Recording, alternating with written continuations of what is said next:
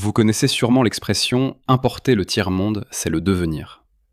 Je vous ai déjà montré de nombreuses vidéos similaires sur cette chaîne. Ici, c'est Southampton. Et aussi, putain, ça arrive quand on parle même pas anglais correctement. Non, c'est complètement dingue à imaginer, mais les gars. On est au 21e siècle, c'est le Pakistan ici? Ce n'est pas fait par des Blancs, je peux vous l'assurer. C'est Birmingham. Alors les gars, voici un parc, juste à côté de Dudley Road à Birmingham, près de Winston Green.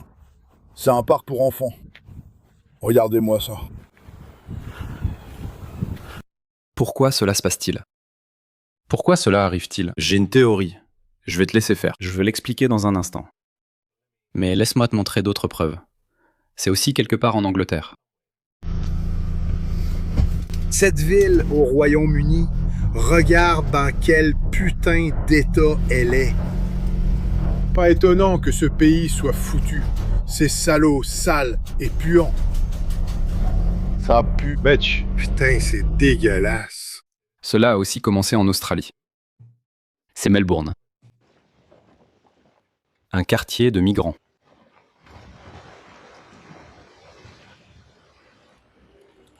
Des déchets partout.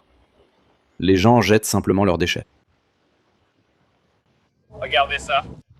Il y a tellement de diversité, tellement d'enrichissement culturel. Regardez cet aménagement paysager traditionnel du tiers-monde. Vous pourriez penser que ce n'est que des ordures jetées sur le bord de la route par certaines des pires personnes qui aient jamais existé. Mais non, pas seulement les racistes. Ceci est un aménagement paysager africain et indien traditionnel. Voilà ce que vous obtenez quand la ville où vous avez grandi est remplie d'enrichissement culturel et de diversité. Regarde ça. Regarde ça. Tu sais pourquoi? Et je vais te dire pourquoi. Il y a des déchetteries partout à Melbourne. Je crois même que tu as droit à 2 journées de collecte des encombrants par la mairie, et c'est gratuit. Et puis, tu as aussi une réduction de 20 à 30%. Donc tu peux emmener ça à la décharge la plus proche. Et je crois que tu en as droit à 2 par an. Remplis ta camionnette, ou ce que tu as en ce moment, ou tu la loues chez Bunnings, emmène-la là-bas. Paye 70, 80, 100 $ peut-être, et dépose-la là-bas correctement. Mais non. Ils ne peuvent pas faire ça parce que les habitudes du tiers-monde ne disparaissent pas quand on arrive dans un pays du premier monde. Et plus ces personnes arrivent, plus elles s'enhardissent. Je suis arrivé il y a 23 ans. À ce moment-là, 95% de l'Australie était blanche. Je ne voyais rien de tout ça, les gars. Je ne voyais rien. Et même s'il y avait un blanc radin et fauché qui voulait jeter ses ordures quelque part, c'était tellement tabou en Australie qu'il aurait trop honte de le faire. Il y aurait peut-être encore quelques personnes qui s'en sortiraient, mais ce serait tellement rare que tu ne verrais pas ça à l'échelle à laquelle tu le vois maintenant. J'ai une autre théorie. Pourquoi cela arrive-t-il? Regardez cette nouvelle vidéo de Birmingham. Regardez ça. C'est Birmingham. C'était pas juste un endroit, pas juste un lieu de dépôt. Regardez ça. Il y a des déchets partout. Et qui est le maire? Zakir Chaudhry, un nom pakistanais. Alors j'ai une théorie. Il y a une raison pour laquelle les gens du tiers-monde se comportent comme des gens du tiers-monde. Et même leurs politiciens, quand ils grandissent, même eux finissent par imiter les politiciens du tiers-monde, c'est fréquent. Tu sais ce qui s'est passé? Ils ont en fait détourné cet argent. Et Andy Burnham a dit que nous devons donner plus d'argent aux collectivités locales. Dans les collectivités locales, ces gens sont corrompus. Ils sont corrompus. Quand vous croyez vraiment que ce n'est pas votre pays, vous n'êtes pas fidèle à ce pays. Ces gens vous ont colonisé. Ces gens ont violé vos ancêtres. Ils ont pillé votre pays et ils sont anti-islam. Quand vous avez ce genre de conviction, pourquoi le feriez-vous? Pourquoi seriez-vous fidèle à ce pays? Pourquoi agir de façon juste? Vous ne le feriez pas. C'est pour ça que c'est comme ça. Regardez ça. Laissez-moi vous montrer autre chose. Je viens juste de voir ça. Un homme politique en liberté sous caution dans une enquête pour abus sur enfant remporte une élection au Pakistan. Je parle souvent de la façon dont les gens peuvent être blessés à cause de leurs croyances ou de leur idéologie. Mais il existe un autre type de préjudice qui se produit discrètement, sans que la plupart des gens ne s'en rendent compte. Je parle de la collecte et de la vente de vos données personnelles. Et si je vous disais que votre adresse personnelle, votre email, votre numéro de téléphone et même des informations sur votre famille pourraient déjà être en ligne sans que vous le sachiez. Chaque jour, des courtiers en données et des sites web publics collectent, publient et vendent des informations personnelles. Cela peut entraîner du spam, des arnaques, des vols d'identité et même mettre votre vie privée en danger. C'est pourquoi j'aime Incogni.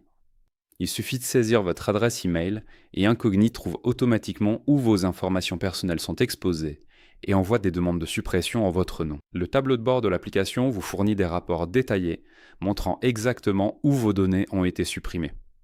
Et avec le forfait illimité, vous pouvez aller encore plus loin. Collez simplement le lien d'un site exposant vos informations personnelles et les experts d'Incogni en protection de la vie privée s'occupent du reste, avec des suppressions sur mesure.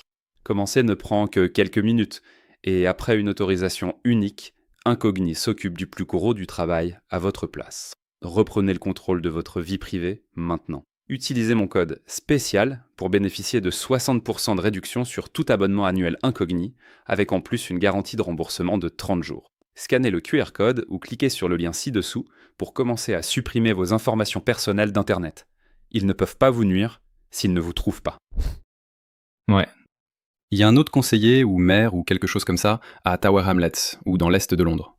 Il a été disqualifié pour se présenter aux élections au Royaume-Uni pendant 10 ans. Ouais. Pendant 10 ans, il a été disqualifié simplement parce qu'il faisait des trucs de pays du tiers-monde, tu vois, essayer d'acheter des votes ou autre. Alors il a dit « D'accord, tu sais quoi ? Très bien, je retourne au Bangladesh ». Il est allé au Bangladesh, il a gagné une élection là-bas. Et entre-temps, sa disqualification a expiré. Il est revenu à Londres, s'est présenté de nouveau à l'élection. Et je crois qu'il est maire ou quelque chose comme ça. Il est conseiller local de cette zone. Ces gens du tiers-monde se comporteront toujours comme dans le tiers-monde.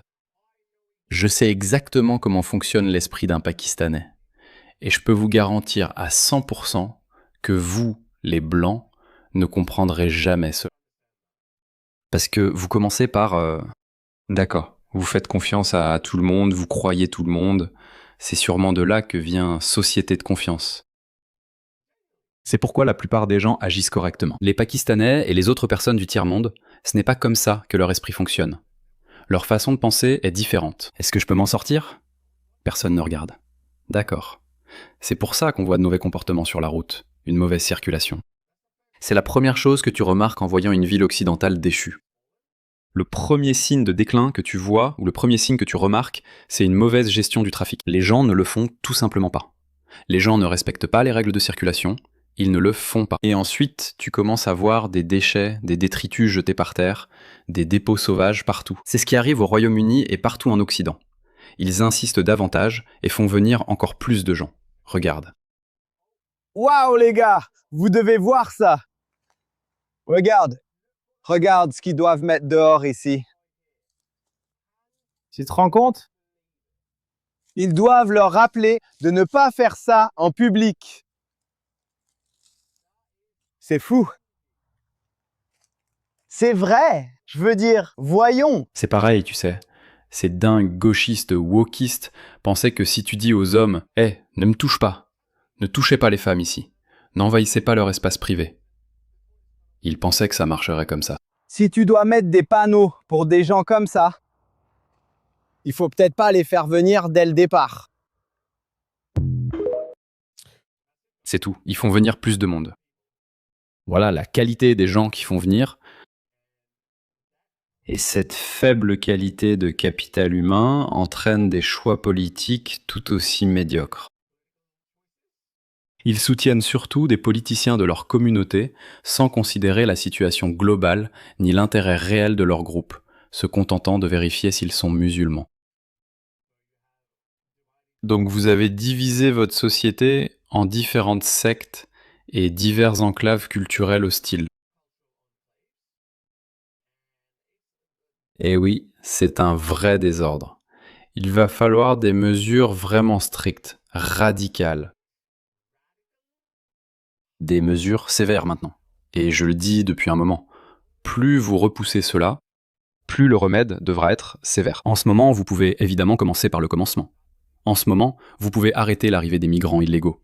Il y a environ, 1,2 million de migrants illégaux vivant au Royaume-Uni, les expulser en masse en un an environ. Peu importe. Faites tout ce que vous devez faire pour inverser cela. Et ensuite, il faut s'occuper des personnes qui ne se sont pas intégrées ou assimilées. Cela va demander beaucoup d'efforts, beaucoup de temps et d'énergie, et un large consensus politique. Je ne pense tout simplement pas que nous ayons ce consensus politique, nulle part en Occident, même si la situation est aussi grave qu'au Royaume-Uni. Mais malgré tout, nous n'y sommes pas encore. Nous y arrivons. Je crois vraiment que nous y arrivons. Mais ça va devenir moche, les gars. Oubliez les jours paisibles des années 80 et 90. Oubliez ça. Ils ne reviendront pas avant très longtemps. Du moins, pas de notre vivant. Et je serai un vieil homme.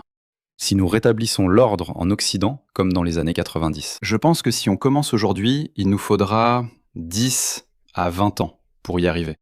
Nous ne sommes pas prêts de commencer. Nous comptons toujours en 2029, peut-être que nous fondons nos espoirs sur les élections générales de 2029, au moins au Royaume-Uni. Et cela pourrait d'une certaine manière créer un cadre pour l'Australie et d'autres pays. L'Amérique évolue très rapidement de son côté. Je vais enregistrer une autre vidéo juste après celle-ci, donc je serai un vieil homme. Si vous êtes déjà vieux, cela pourrait ne pas arriver de votre vivant. Mais si vous avez des enfants, je ne sais pas quelles opinions, quelles valeurs ou quelles idéologies ils vont adopter, ni quelles idéologies vont émerger de ce choc de civilisation. Eh bien, je pense que les sociétés humaines évoluent ainsi. Notre morale ne cesse de s'affiner et d'évoluer. Mais cela peut aussi avoir un impact direct sur notre progrès technologique. Si, pour une raison quelconque, nous sommes pris dans un conflit civil, les entreprises américaines ne continueront pas à innover comme elles l'ont fait jusqu'à présent. La Chine. Je regardais ça, j'essayais d'acheter des produits d'IA, des lunettes de réalité augmentée et des enregistreurs de mémoire en réalité augmentée. Tous les meilleurs gadgets viennent en fait de Chine. J'en ai commandé un, malheureusement, je vais le donner à quelqu'un d'autre parce que je veux pas... Je suis désolé, j'aime la Chine, j'apprécie la Chine en tant que civilisation, mais je ne suis pas d'accord avec leur surveillance et tout ça.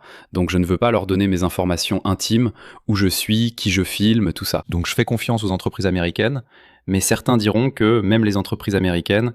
moi je fais pas confiance à Facebook par contre. Moi j'ai confiance en Apple, je sais pas... Oui, j'ai confiance en Apple. Donc les entreprises américaines vont prendre du retard. Elles commencent déjà à prendre du retard sur la Chine en matière d'IA. Ou pardon, elles ont déjà pris du retard avec ces nouveaux gadgets d'IA. Elles ont pris du retard sur le marché des véhicules électriques. Elles sont au coude à coude avec les modèles d'IA de pointe. Pour les drones, ils ont pris du retard sur la Chine, qui en produit bien plus. Sans l'Ukraine, l'Occident serait complètement foutu.